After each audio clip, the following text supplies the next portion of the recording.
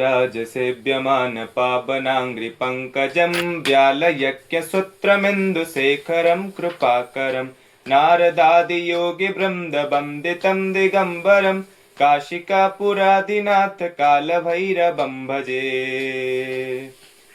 भानुकोटिभास्वरं भवाप्तितारकं परं नीलकण्ठमीप्सितार्थदायकं त्रिलोचनं कालकालमम्बुजाक्षमक्षशूलमक्षरं काशिकापुरादिनाथ कालभैरवं भजे। शूलटङ्कपाशदण्डपाणिमादिकारणं श्यामकायमादिदेवमक्षरं निरामयं भीमविक्रमप्रभु विचित्रताण्डवप्रियं काशिकापुरादिनाथ कालभैरवं भजे।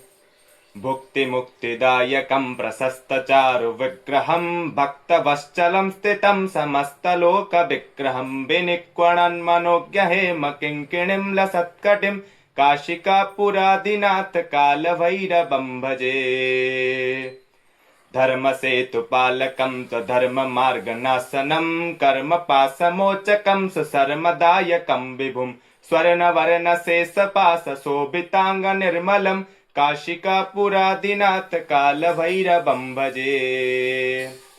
रत्नपादुकप्रभाभिरामपादयुग्मकं नित्यमद्वितीयमिष्टदैवतं निरञ्जनं मृत्युदर्पणासनं कराळदष्ट्रभूषणं काशिकापुरादिनाथ कालभैरवं